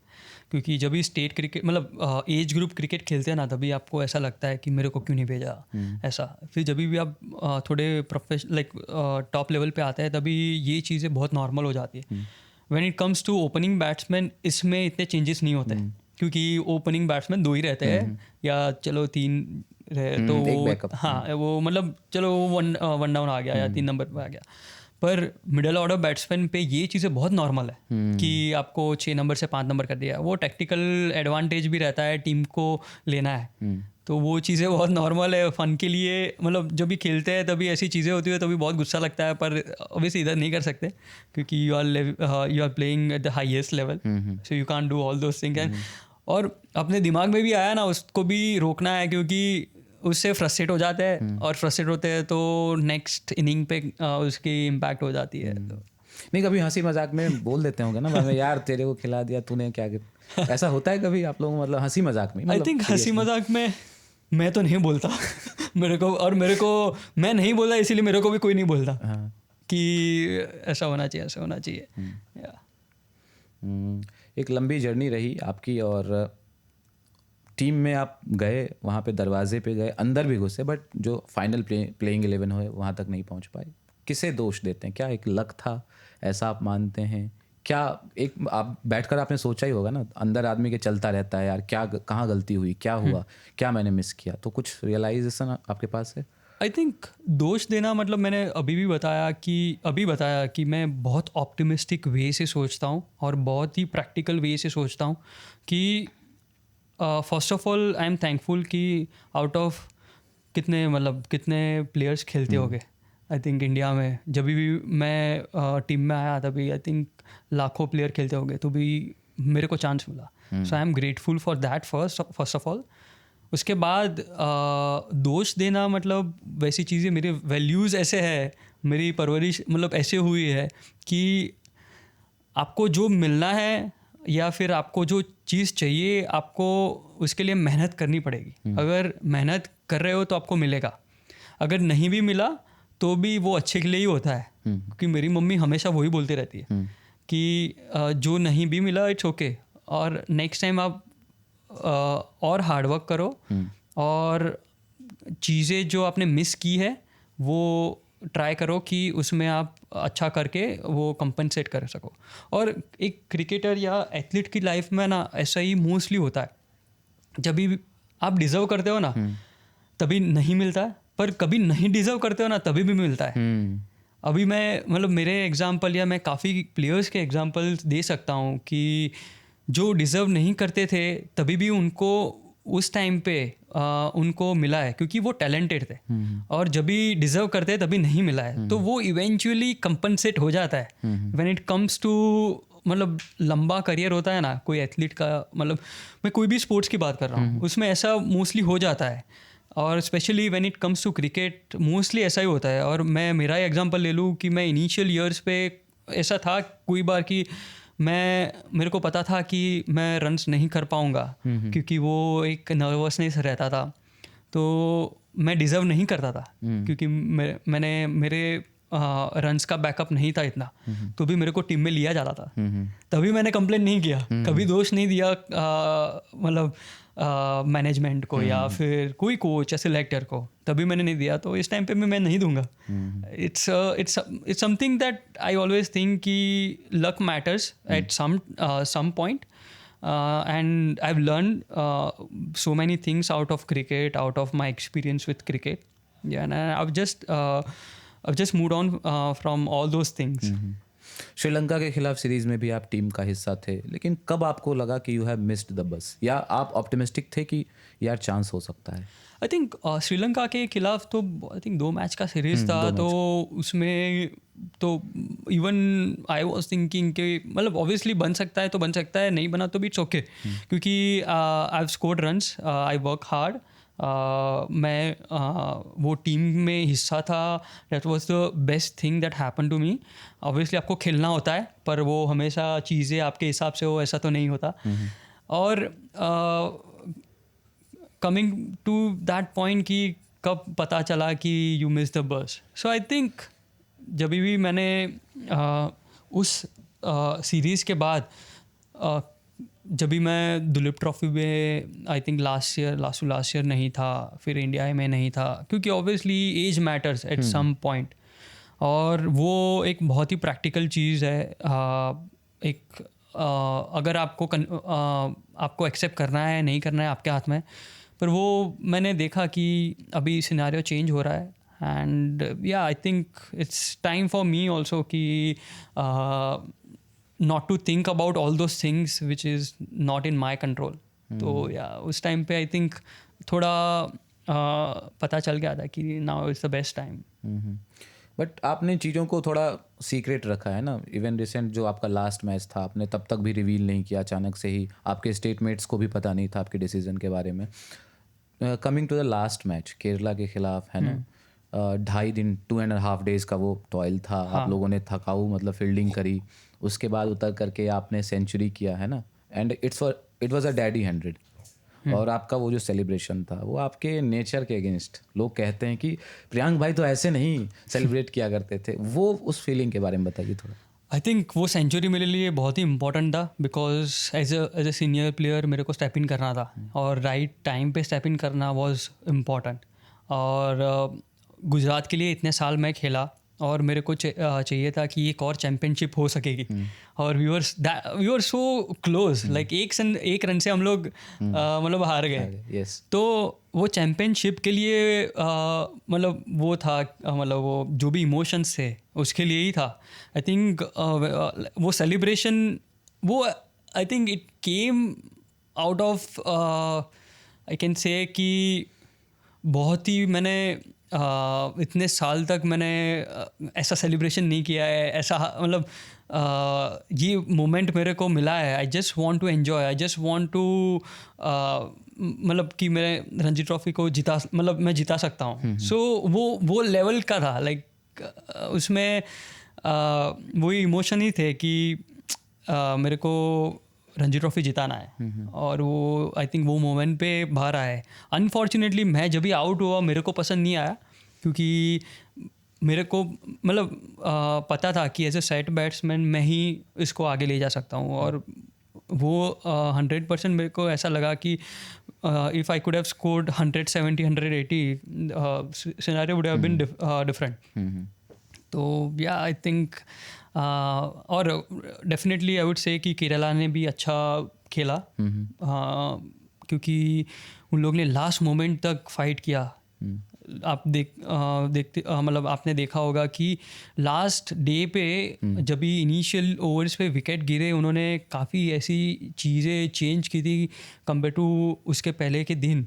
वो चीज़ें मतलब करना और मतलब वो एग्जीक्यूट करना और आपके फेवर में गेम जाना, उसके लिए भी एक थोड़ा आपको hard work eight the same time थोड़ा एनालिसिस भी चाहिए. वो सब करके आए थे. और आई थिंक आई वुड से कि हम लोग डेफिनेटली डिजर्व कर रहे थे, but unfortunately we were not short by one run, yeah. एक रन से. आईपीएल भी आप 2022 में गुजरात टाइटंस के साथ थे, है ना? जीती भी थी ट्रॉफी. गुजरात ने तहलका मचा दिया था उस आते ही सीजन में. गुजरात के बारे में आईपीएल का हिस्सा बन करके आपको कैसा लगा? ऑल्दो आप नहीं खेल पाए, मौका नहीं मिल पाया आपको, बट समाव मैं देख रहा था चीज़ों को आपके रिटायरमेंट के बाद, बहुत सारे सोशल मीडिया पोस्ट्स और रिएक्शंस देख रहा था. एक चीज़ मेरे को ज़्यादा स्टक किया, वो ये था कि प्रियंक भाई शायद आईपीएल नहीं खेल पाए ना, इस वजह से उनकी एंट्री टीम इंडिया में नहीं हो पाई. जो अब सिनेरियो लगता भी, आप देखें साई सुदर्शन अच्छा खेल के आए, बढ़िया सीजन रहा और वहाँ चले आए. अभिमन्यु ईश्वरन को देखकर थोड़ा सा फीलिंग आती है कि यार उनके साथ भी आपने खेला है, रेड बॉल क्रिकेटर हैं प्रॉपर, बट पैकिंग ऑर्डर में आते भी हैं आगे, बट समहाउ प्लेइंग 11 में नहीं आ पा रहे हैं. आई थिंक उनको, मेरे को लग रहा है कि ये सीरीज़ में चांस आ सकता है. So I can see, but it all depends upon the obviously management and the stakeholders, like obviously उधर जो कोचेस है उसके ऊपर. पर आई कैन से कि is a good player, he has perform well. So वो chance I think it's there, I would say. थोड़ा Gujarat titans का माहौल बताइए. आशु भाई थे वहाँ पे. आई थिंक आशीष भाई ऐसे है कि वो बहुत ही मज़े के आदमी है. लाइक वो प्रैक्टिस भी करते हैं तो मस्ती में रहते हैं, हमको भी मस्ती मस्ती करते हैं हमारे साथ. फिर जो भी प्रैक्टिस सेशंस रहते थे उसमें उनका वो हर एक प्लेयर के साथ बात करने जाते हैं. So the best thing about him is कि वो एक भी जीटी का आदमी, ऑब्वियसली बाकी टीम के भी बच्चे को वो कुछ ना कुछ मतलब हाई करके आएंगे या कुछ बोल के आएंगे, उनके साथ मस्ती करके आएंगे. When it comes to GT, मतलब उस नेट बॉलर्स हो मतलब कोचिंग स्टाफ या कोई भी हो, लाइक कोई हेल्प करने के लिए भी आता हो ना, उनसे भी बात करेंगे. और बात करके मतलब उनके साथ अच्छी बात करेंगे, आपको लगेगा कि you are part of this team. तो वो बेस्ट चीज़ है. और ऑब्वियसली चैम्पियन हुए उसमें उनका ऑब्वियसली बहुत बड़ा रोल था. ऑब्वियसली प्लेयर्स तो थे ही, हार्दिक का वो कैप्टनसी वाला कि वो सबको साथ में लेके चलता था और राइट टाइम पे परफॉर्म करवाना, क्योंकि ऐसे कैप्टन एक रिस्पॉन्सिबिलिटी बन जाता है कि आपको भी परफॉर्म करना है, दूसरों से भी निकलवाना है. बिल्कुल. तो वो हमेशा बातें करते रहते थे और he is too good with his skill part और ही सो कॉन्फिडेंट. सो वो सब चीज़ें थी. It helped Gujarat Titans to win the championship. और IPL, I think I had a great experience. Shami भाई थे, रिद्धि भाई थे, सबसे I think I had good bonding and I still have it. और अब इस जो बदलता हुआ सिनेरियो आप देखते हैं कि IPL plays a part, है ना? आप अगर नेशनल कॉल अप आता है, खास करके टेस्ट में भी इनफैक्ट, आई थिंक मैं मानता हूँ, ऑब्वियसली मैं प्रैक्टिकली सोच के ही मानता हूँ कि आपको ऑब्वियसली इंडियन टीम का पार्ट बनना है तो you should be good enough for the all the formats, क्योंकि वो इम्पॉर्टेंट चीज़ हो जाती है। क्योंकि आईपीएल में आप देखोगे हर एक टीम में जितने भी बॉलर्स होते हैं वो टॉप लेवल के बॉलर्स होते हैं। आपको वो compete करके परफॉर्म करना, it means it requires lot of courage, it requires lot of hard work, it requires lot of I would say that approach, कि वो अप्रोच लाना कि मैं इनसे बेटर हूँ, वो सब माइंडसेट एक क्रिएट करना, उसके बाद आपको रन्स करने को मिलते हैं। Obviously it format is different, पर मतलब आईपीएल में परफॉर्म करना इतना इजी नहीं होता है। और टेस्ट टीम में आना, आई वुड से कि there is no relation between T20 and the test game, but I would say कि वो जो आप जो चीज़ें सीखते हो इन T20, ऑब्वियसली टेस्ट के लिए अलग रिक्वायरमेंट रहती है, पर you learn things out of those T20 experience, कि आपको हर एक बॉलर ऐसा मिलेगा कि आप वो टफ मिलेगा, तो वो फेस करना एक एडवांटेज हो जाता है। बट हमारा जो डोमेस्टिक सर्किट है वो इतना ही स्ट्रॉन्ग है कि डोमेस्टिक सर्किट में जो रन्स करते हैं वो इतने ही चैलेंजेस फेस करके आता है। ऑब्वियसली नॉट कि वो जो आईपीएल लेवल के बॉलर्स होते हैं, बट वो जो मेंटल ग्राइंड होता है कि आपको day in and day out आपको रन्स करने पड़ेंगे, आपका प्रिपरेशन, फिर जैसे कि सिलेक्शन होता है नहीं होता है उसको कैसे मैनेज करना, उसके बाद रन्स करना, तो वो चीज़ें डोमेस्टिक पे भी सीखने को मिलती है। And when you go to India A level और दुलीप ट्रॉफी और जो भी डोमेस्टिक के टूर्नामेंट होता है, तो उधर जाते हैं तो जैसे कि इंडिया ए में हम लोग खेलते हैं, जो नेक्स्ट मतलब जो सामने वाला टीम होता है वो सेम ही होता है जो इंटरनेशनल साइड होता है। मोस्टली उन लोग के प्लेयर्स मतलब आधे से ज़्यादा तो इंटरनेशनल टीम के ही होते हैं उन लोग की, तो वो compete करके उधर रन्स करके आना, and you are so confident now, and अगर आपको चांस मिला तो 100% आप प्रूव करोगे, तो वो माइंडसेट एक हो जाता है। और ऑब्वियसली द सिनेरियो इज़ कि इसमें सिलेक्शन होना नहीं होना, मैंने मेरे एक्सपीरियंस से बताया कि वो हमारे हाथ में नहीं होता है एज अ क्रिकेटर, बट आपको तीनों फॉर्मेट के लिए रेडी रहना, तीनों फॉर्मेट के लिए प्रिपेयर करना इज़ दैट इम्पॉर्टेंट कि आपको मतलब आपकी गेम के लिए बहुत बेनिफिशियल है, आप खुद के लिए। मैं सिलेक्शन और वो सब के लिए नहीं बोल रहा हूँ, मैं आप खुद अपने लिए बहुत ही इम्पोर्टेंट हो जाता है कि आप खुद को इतना कैपेबल बनाओ कि लोग आपको ऐसे ही सोचे कि इसको हम हर एक फॉर्मेट के लिए ले सकते हैं। जैसे कि विराट कोहली का एग्जांपल है, वो खेलते ही थे, ऑब्वियसली अभी रिटायर्ड हो गए, पर वो खेलते ही थे, लाइक उन्होंने मतलब रन्स किए, डोमिनेट किया है हर एक फॉर्मेट में, कोई भी फॉर्मेट उठा के ले। तो वो एग्जांपल मैं हमेशा देखता हूँ और लेता हूँ। कुछ एक सवाल है हमारे लिसनर्स ने भेजे हैं, मैंने एक हमारा खुफिया व्हाट्सएप ग्रुप है बल्ला बोल पॉडकास्ट को लोग वहाँ कंज्यूम करते हैं, सुनते हैं। अलग से भी कुछ मैसेजेस मुझे आए हैं, तो उनके कुछ सवाल हैं। वो आम क्रिकेट के जो फ़ैन होते हैं ना, उनके जो उत्सुकता वाले सवाल होते हैं, हाँ, वो कुछ हैं, वो मैं आपसे पूछना चाहूँगा। शॉर्ट में आप जवाब दे दें अगर। एक तो यह है कि आप बहुत सारे कप्तान के अंदर खेले भी, अलग अलग टीमों के लिए। हाँ। तो सबसे मज़ा किस कैप्टन के अंदर आपको खेल के आया? आप खुद भी कप्तान रहे, तो मतलब उस हिसाब से सोच के बताइए।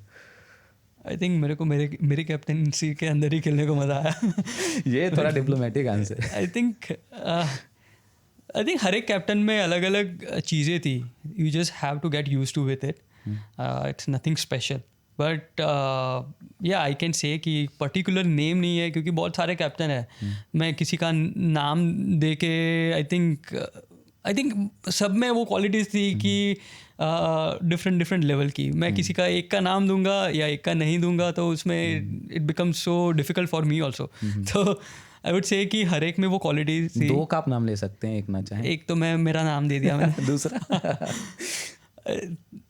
आई थिंक हर एक ने, आई थिंक इवन मैं जब भी गुजरात से खेलता था तभी पार्थिव भाई ने की, अक्षर ने की, आई थिंक और कौन था, आई थिंक उसके बाद मैंने ही किया था. आई थिंक हर एक के साथ मज़ा आया. Like they were so helpful, they were सो, उनकी गेम भी उतनी स्ट्रांग थी, तो यू गेट इंस्पायर्ड.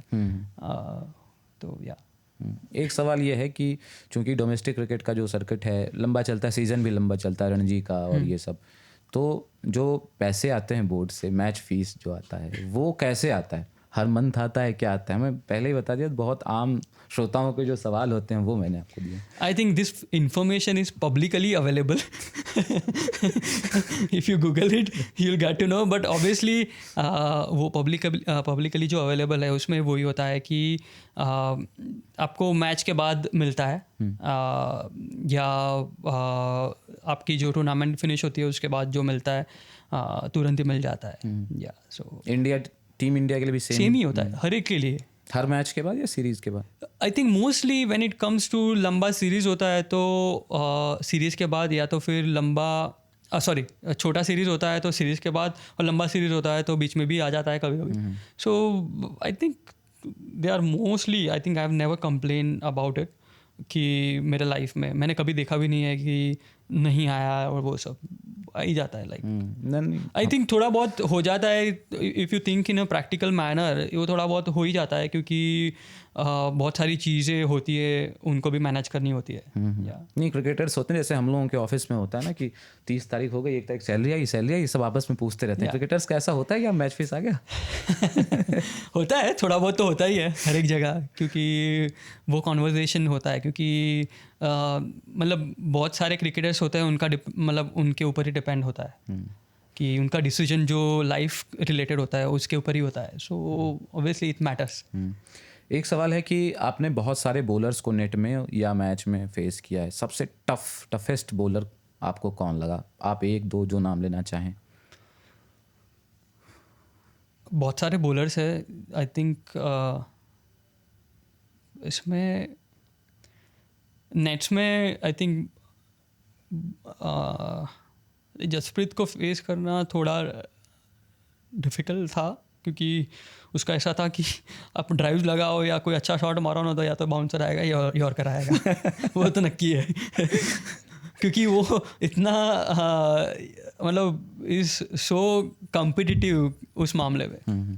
फिर मैच में आई थिंक हम लोग वेस्ट इंडीज़ में खेले थे, तभी वो विकेट ऐसा था, उसकी वजह से एक बॉलर हम लोग हर एक बैट्समैन को उन्होंने सताया है. आई थिंक उनका नाम मेरे को याद नहीं आ रहा है. आई थिंक अभी भी खेलते हैं, पर वो बॉलर थे, वो काफ़ी ही वॉज द टफेस्ट वो ट्रैक पे स्पेशली. अगर वो ट्रैक डिफरेंट होता तो अलग था.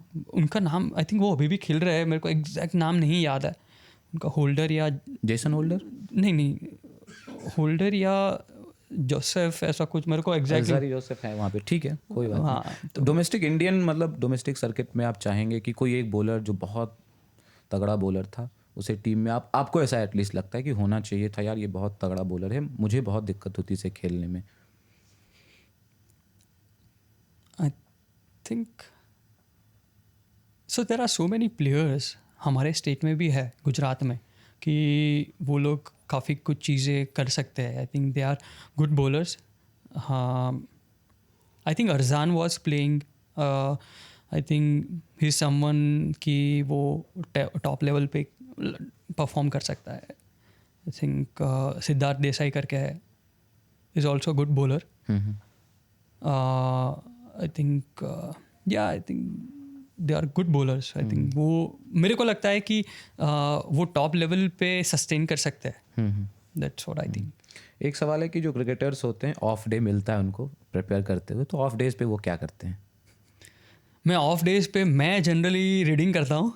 क्रिकेटर्स आपका तो पता है. क्योंकि मैं हमेशा मेरा टाइम ऐसे डिसाइड करता हूँ कि मेरी जो प्रायोरिटीज़ है, जैसे कि आप मेडिटेशन करते हो या जो भी आप मेंटल साइड वर्क जो भी होता है, योगा, मेडिटेशन, वो सब करने के बाद रीडिंग हो गया. फिर सो आई ट्राई टू सो मैंने फाइनेंशियल मैनेजमेंट भी किया है, so I know regarding the stock market और वो सब चीज़ें, और हर एक गुज्जू को पता होता है वो चीज़ें। और सो या वो आई थिंक हमारे गुजरात के ब्लड में ही है। तो मतलब कि कोई रिपोर्ट होता है स्टॉक्स, मतलब कोई एक पर्टिकुलर कोई कंपनी है उसका रिपोर्ट होता है, इन्वेस्टर प्रेजेंटेशन है, वो रीड करना, वो सब चीज़ें मैं वो करता हूँ। बाकी सारे लोग भी बहुत सारे हैं जिनको शॉपिंग करने जाना पसंद होता है, किसी को खाने जाने का पसंद होता है, कोई घूमने भी जाता है। लाइक अगर कोई हम लोग कोई अच्छी सिटी में या अच्छे स्टेट में होते हैं, उधर आजू बाजू घूमने की जगह होती है, तो इवन आई गो कि मेरे को घूमना पसंद होता है। मैंने काफ़ी बार तो ऐसा भी किया है कि ऑफ डेज पे मैं मूवी देखने चला जाता हूँ। लाइक इवन मैंने ये चीज़ ड्यूरिंग मैच भी किया है। लाइक ड्यूरिंग मैच 2 दिन 3 दिन हो गया, मतलब 2 दिन हो गया तो थोड़ा टायरिंग हो जाता है ना, तो मैं कभी कभी मूवी देखने चला जाता हूँ, क्योंकि थोड़ा आपको स्विच ऑफ काइंड ऑफ हो जाता है, रिचार्ज करने के लिए हाँ। खुद को। और फिर नेक्स्ट डे आता हूँ तो कुछ अलग ही एनर्जी लेके आता हूँ। किस तरह की फिल्में पसंद हैं आपको? आई थिंक मेरे को एक तो नहीं पसंद है वो वाली, जैसे कि हॉरर मूवीज होती है, वो सब नहीं पसंद। नहीं पसंद है वो वाली कि हॉरर नहीं पसंद है।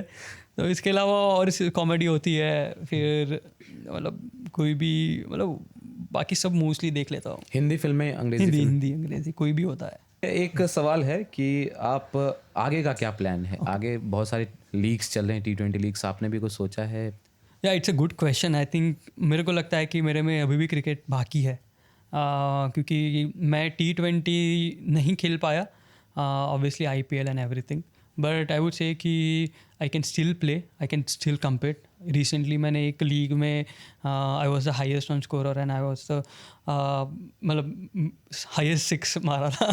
तो आई वुड से कि अभी भी क्रिकेट बाकी है, and I would love to represent all those franchises कि वो जो लीग खेलते हैं, क्योंकि first of all like technique मेरे पास है, I think I have that experience, I have that game, and obviously मैंने क्रिकेट जब भी छोड़ा तो मैंने पिक पे छोड़ा है। Like I always wanted to leave it at the peak, so वो है। आई थिंक वो भी खेलना है। I think there are so many option, but I would say कि आई कैन स्टिल प्ले।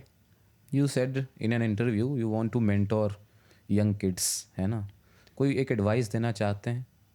सो एक आपने बहुत अच्छा क्वेश्चन पूछा। आई थिंक एक एडवाइस मैं हमेशा हर एक क्रिकेटर या हर एक एथलीट को देता हूँ कि खेलने के साथ साथ education is the most important thing, क्योंकि खेलना एक लेवल के बाद खेलना ख़त्म हो जाएगा, उसके बाद आपने जो एजुकेशन जो भी किया है वो ही काम लगेगा। ऑब्वियसली आप जो टॉप लेवल पे पहुंच जाते हो तो उसके बाद शायद तक एक लेवल के बाद नहीं काम लगता, पर एजुकेशन का पार्ट मेरे लाइफ में बहुत ही बड़ा है, क्योंकि मेरे घर से ऑब्वियसली मैं क्रिकेट खेलता था तो थोड़ा बहुत सेक्रीफाइस हो जाता था, बट घर से ही ऐसा एक कल्चर था कि आपको दोनों चीज़ में मेहनत करनी है।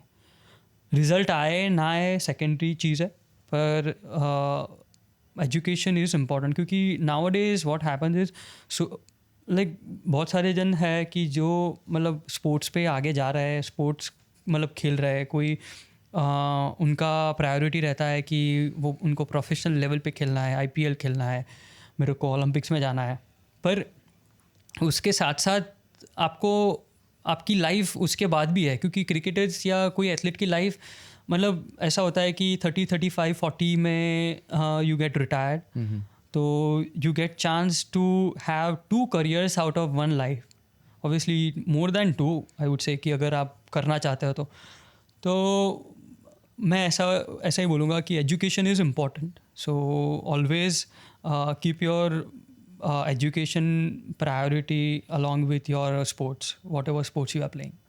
एक सवाल है कि प्रियांक भाई आ ही गए हैं तो उनसे पूछ लीजिए, आप कि इंग्लैंड दौरे पे आप कोई एडवाइस देना चाहोगे या कुछ प्रेडिक्शन ऐसा करना चाहोगे? क्या देख रहे हो आप इस टीम के साथ, क्योंकि एक ट्रांजिशन फेज़ है, नई टीम गई है? डेफिनेटली आपने बोला कि नई टीम है, it will take some time, but the way they have played, I think हम लोग ने बैटिंग में देखा, वो स्पार्क देखने को मिला कि वो डोमिनेशन वाला, कि हम लोग डोमिनेट करना चाहते हैं.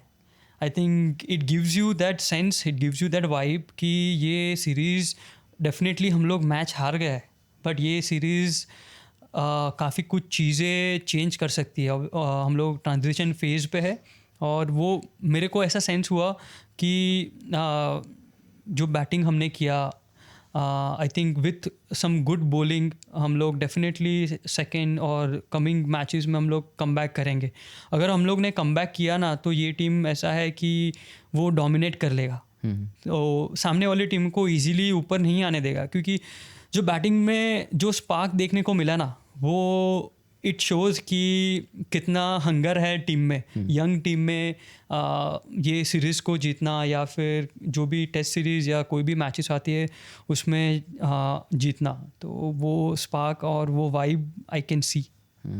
एक दो छोटे छोटे पर्सनल सवाल हैं कि एक तो ये है कि आपका पेट नेम पंचू भाई है, पिंक का क्या है? सो देख, आई थिंक मोस्ट लाइक हर एक टीम में मतलब कोई ना कोई पांचू बुलाता है, क्योंकि वो एक छोटा हो जाता है ना, तो सो कोई पिंका बुलाता है. नाम दिया किसने, याद है आपको? आई थिंक मेरे को पता नहीं है एग्जैक्टली किसने दिया, पर स्टेट क्रिकेट में खेलते थे बचपन से, मतलब एज ग्रुप से ही वो बड़ा नाम बोलने में दिक्कत होती है, तो हम लोग पांचू बुला लेते हैं, फिर पिंका बुला लेते हैं. कोई एक पर्टिकुलर मेरे को पता नहीं है किसने रखा, पर मोस्टली यही नाम से बुलाया जाता है. एक सवाल था, आप म्यूजिकल इंस्ट्रूमेंट्स भी प्ले करते हो शायद? इतना प्ले नहीं करता. आई थिंक ये वाला तो मैंने एक दो बार सिर्फ वो मैंने प्ले नहीं किया. I think I don't do like guitar and everything, मेरे को पता भी नहीं है. आई थिंक वो फ़न के लिए वो तबला होता था, तो वो आई थिंक इट्स काइंड ऑफ वो टीम बिल्डिंग एक्टिविटीज़ वही किया है. अच्छा. हमारे किसी लिसनर ने ये भेजा था कि पूछना कि उनको शायद म्यूजिकल इंस्ट्रूमेंट्स का भी शौक है, तो मैंने ये सवाल. म्यूजिकल मेरे को नहीं है, आई थिंक नहीं है शायद तक. नहीं, आई थिंक नहीं है. मैं करता ही नहीं हूँ ये म्यूज़िक वाला. Obviously I listen to so many like music, but instrument वाला तो नहीं. चलिए, मज़ा आया आपके साथ बात करके, बहुत ज़बरदस्त बातचीत रही हमारी. ये 99 रणजी मैच खेल चुके प्रियांक पांचाल हमारे साथ, 8,000 से ज़्यादा रन, 13 शतक, एक से बढ़कर एक रिकॉर्ड इन्होंने बनाए, ध्वस्त किए, और टीम इंडिया का भी हिस्सा रहे. बहुत सारी ट्रॉफीज गुजरात को जिताई, विजेता टीम का हिस्सा रहे, और बहुत मज़ा आया आपके साथ बातचीत करने में. Thank you so much for coming on this podcast. कुछ कहना चाहेंगे, closing remark? Thank you so much for having me here, and thank you so much for the opportunity that you have given me here. I think I really enjoyed. Thank you. तो दोस्तों, आप लोगों को हमारी बातचीत कैसी लगी आप लोग कमेंट सेक्शन में बताइए. जो लोग सिर्फ ऑडियो पे सुन रहे हैं, आप हमें radio@aajtak.com पर मेल कर सकते हैं अपने फीडबैक, अपने सुझाव. हमसे बातचीत में कुछ छूट गया हो, कोई सवाल अगर फिर भी मिसिंग है, तो आप लिख डालिए वहाँ कमेंट सेक्शन में. आगे कभी मुलाकात होगी, बात होगी, तो फिर विस्तार से बात कर सकते हैं. इतना लंबा करियर रहा, 17 साल इन्होंने क्रिकेट को अपनी सेवाएं दी. बहुत विस्तार से और बातचीत की गुंजाइश थी, लेकिन वक्त का भी अपना थोड़ा तकाजा है, तो अपन यहीं पे स्टॉप करते हैं, रैप अप करते हैं. मुलाकात होगी आपसे अगले एपिसोड में. आप देखते रहिए, सुनते रहिए बल्ला बुल. नमस्कार.